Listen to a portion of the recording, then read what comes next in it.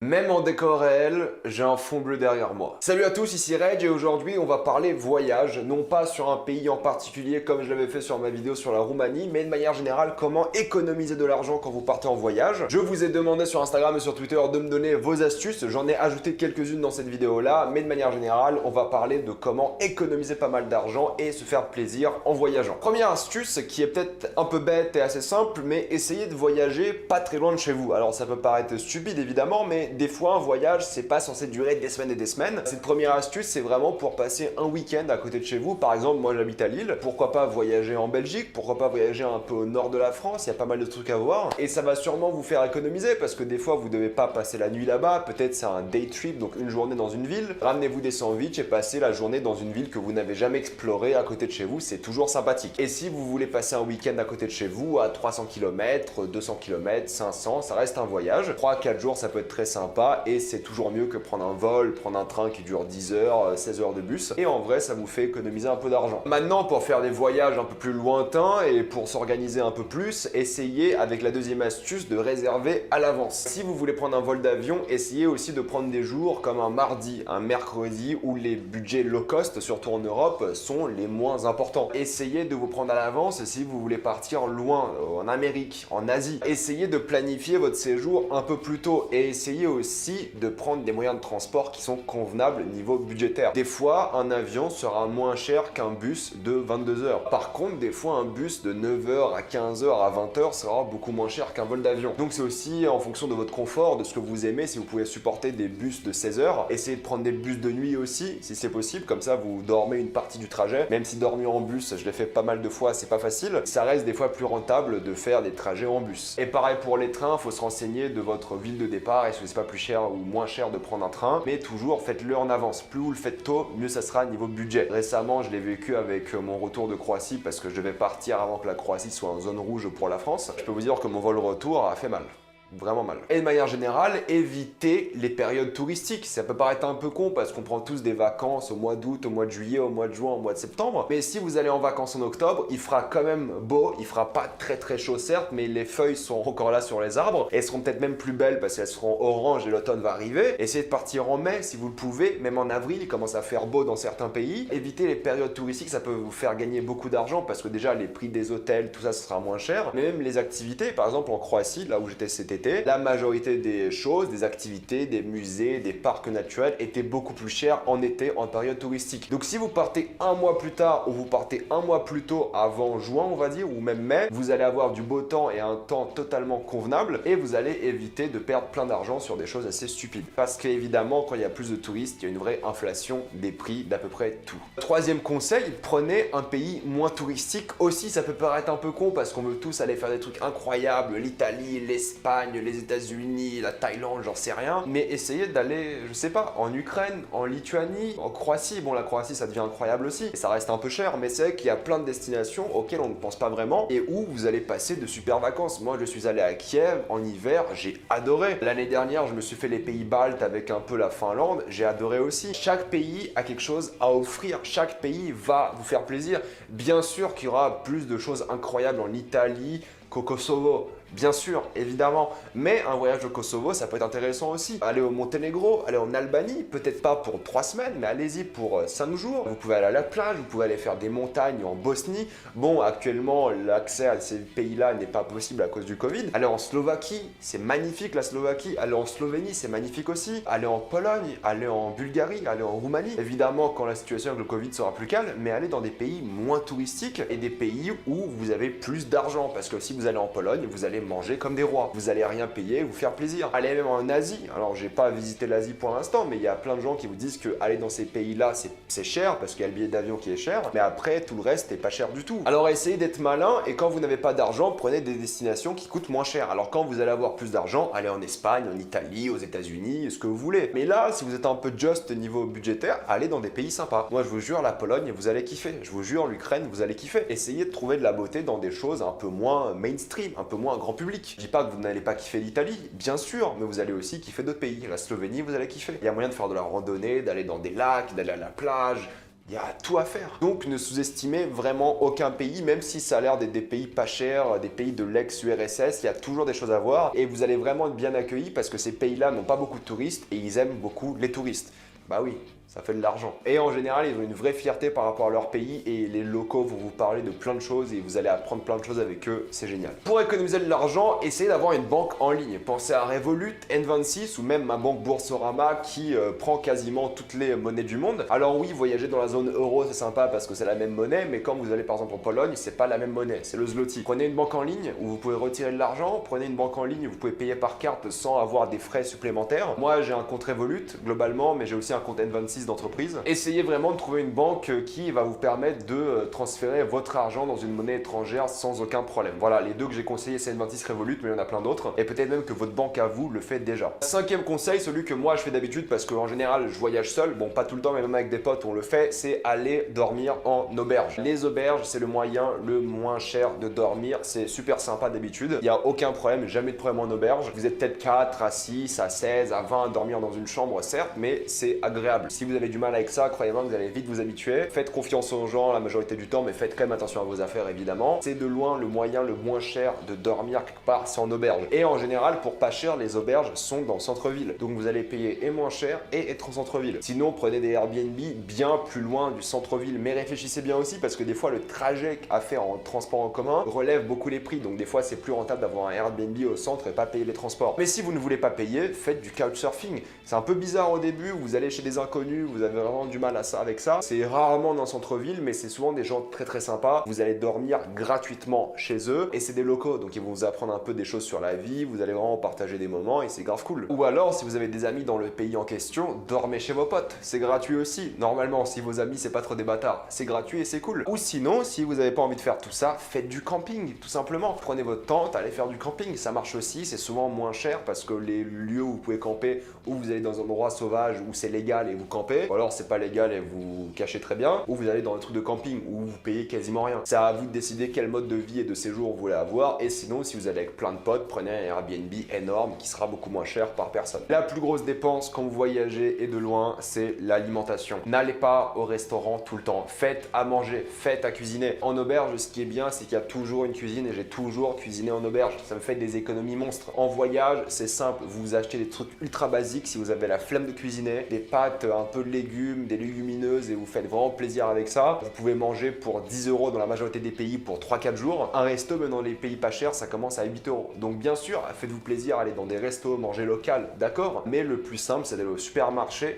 même vous prendre du pain et du houmous, c'est tout con, hein. Mais quand vous avez un petit creux, au lieu d'aller dans un truc cher pour manger un petit truc, allez dans un supermarché et faites-vous un petit snack, faites-vous à dîner, pas besoin de cuisiner si vous avez la flemme, achetez-vous des sandwichs au supermarché. Bref, allez au supermarché, essayez de prendre des supermarchés qui ont l'air pas chers. Faites un tour des supermarchés, voyez lequel est le moins cher. Et en général, ce sera toujours moins cher que manger au resto. Et manger au resto quand vous avez plus d'argent, quand vous voulez vraiment vous faire plaisir un soir. Et sinon, allez dans des fast-food pas chers comme des kebabs, des trucs quand vous avez vraiment très très faim et vous avez la flemme de faire à manger. Ça sera quand même moins cher. Et en général, les fast-food, vous pouvez manger comme moi, vegan, il n'y a aucun problème. Même un kebab, vous prenez juste des falafels et c'est vegan, hein. Faites un free tour. Alors, c'est un truc que les gens connaissent pas beaucoup parce que c'est assez récent, mine de rien, mais faites des tours gratuits, ce qu'on appelle des free tours. Vous tapez free tour et le nom de la ville dans Google. Vous allez être en compagnie d'un guide touristique qui va vous faire balader autour de la ville pendant 1 à 2 voire 3 heures. Et c'est gratuit et vous ne payez qu'en pourboire. C'est sympa de donner en fonction des pays 5, 10, 15 € parce qu'un vrai guide touristique en fonction des pays ça coûte assez cher. Donc vu qu'ils fonctionnent uniquement par des pourboires, ces entreprises-là, donnez-leur des pourboires et vous pouvez poser toutes les questions que vous voulez. Moi, à chaque fois que je vais depuis l'année dernière dans des villes, je fais un free tour. Vous apprenez l'histoire de la ville, vous apprenez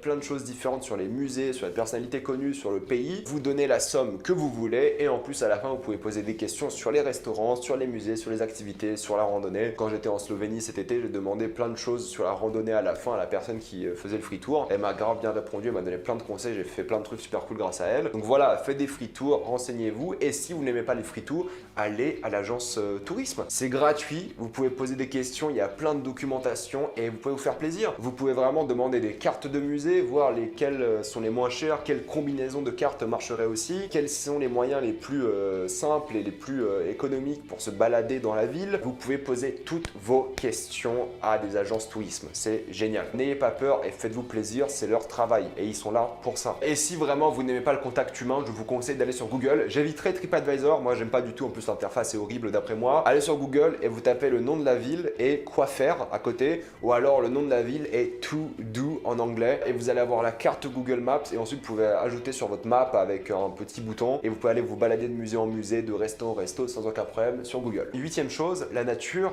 c'est gratuit. La majorité du temps, c'est gratuit ou alors c'est pas cher du tout. Allez faire de la randonnée, allez voir des cascades, allez voir des rivières, des plaines, des montagnes, des collines, ce que vous voulez parce que c'est pas cher du tout. Sortez de la ville, allez vraiment faire des expéditions nature parce que vous allez vraiment économiser. Vous serez obligé de vous faire à manger de une et si vous voulez faire du camping, c'est encore moins cher. Mais même des day trips dans des endroits plus naturels, faites-vous plaisir. Juste vous partez le matin, vous revenez le soir dans la ville, vous dormez. Il n'y a pas de consommation, vous payez peut-être l'entrée au parc, mais c'est tout. Donc allez faire de la nature. En plus, vous allez voir des choses incroyables. Parmi mes voyages, la nature, ça reste vraiment en tête, croyez-moi. Et si vous savez pas comment y aller, bah, demandez à des agences tourisme ou demandez même à votre auberge. Votre auberge, votre hôtel, ils savent, ils sont là pour ça. Évidemment, quand vous allez dans une ville, faites les choses touristiques parce que les choses touristiques sont touristiques pour une raison. En général, c'est bien. Mais en général, évitez aussi de manger dans les zones touristiques si vous allez au restaurant. Évitez aussi de payer des choses dans les zones touristiques. Exemple, si vous allez à Prague, évitez le centre-ville. Ça peut paraître un peu con, mais dès que vous sortez à 15 minutes à pied du centre-ville, je vous jure, c'est beaucoup moins cher. Évitez les bars en centre-ville, évitez les boîtes en centre-ville, évitez toute activité en centre-ville. Sortez un peu plus de votre zone de, pas de confort, mais de zone touristique en tout cas, et allez dans un bar local à côté, ce sera beaucoup plus sympa. Vous allez rencontrer des gens, ça sera moins cher, donc évitez les zones touristiques quand il s'agit de consommation. Évidemment, les musées, les cathédrales, les trucs touristiques que vous avez envie de faire, oui, ça coûte cher et vous avez envie de les faire parce que c'est touristique et c'est joli. Là, oui, mais évitez de surconsommer dans les zones touristiques, c'est super important, vous allez économiser beaucoup d'argent. Et encore une fois, si vous ne savez pas à quel restaurant local aller, demandez, c'est essentiel, demandez, ils sont là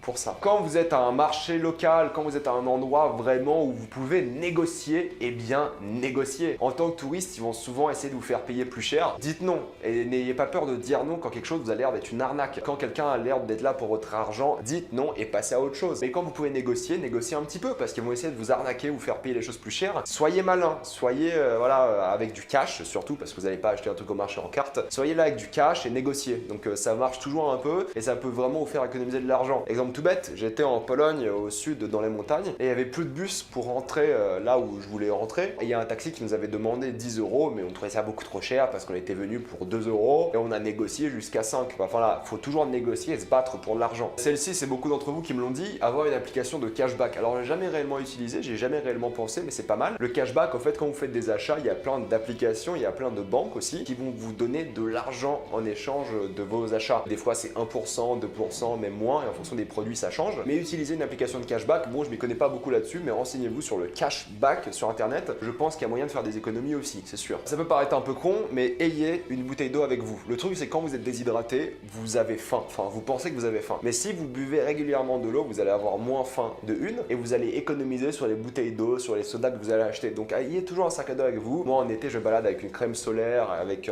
de l'eau, de manière générale, ou d'autres petits trucs que j'ai dans mon sac à dos, et j'ai toujours un sac à dos avec moi. Ayez un sac à dos avec au moins une bouteille d'eau, ça va vraiment vous faire des économies, et ça vaut le coup, croyez-moi. Renseignez-vous sur le transport en commun, évidemment, quand vous sortez de la ville, ou même dans la ville en soi, renseignez-vous sur le transport en commun, c'est quoi les meilleurs tarifs sur le métro. Quand vous êtes à une borne de métro, regardez si un pack un jour est pas plus intéressant. À Berlin, par exemple, acheter 4 tickets, c'est bien plus rentable qu'en acheter un seul. Donc réfléchissez à vos trajets, regardez ce que vous pouvez faire et cherchez les trucs les moins chers. Et pareil, quand vous sortez d'une ville, regardez si le bus c'est moins cher et regardez par exemple si le train est moins cher. Un truc tout bête, regardez surtout les bus locaux. Alors c'est plus dur parce que vous devez aller sur Google Traduction, taper bus en la langue en question, ensuite Google ça, puis traduire la page. Mais les prix des bus locaux par des petites compagnies sont en général beaucoup moins chers. Elles sont beaucoup plus compétitives et le trajet est le même. Bien sûr que pendant un Flixbus ou un Blabla-bus, ça sera pas cher non plus comparé à d'autres alternatives. Et vous allez avoir la Wi-Fi en général et un chargeur et vous allez pouvoir vraiment passer un temps agréable dedans. Et la clim, c'est important. Et il y a des bus locaux qui l'ont aussi. Donc renseignez-vous sur les bus, renseignez-vous sur les trucs en Europe comme Interrail, peut-être c'est rentable pour vous de prendre un Interrail. Essayez vraiment de trouver des moyens avec des abonnements, des choses intéressantes pour prendre des tickets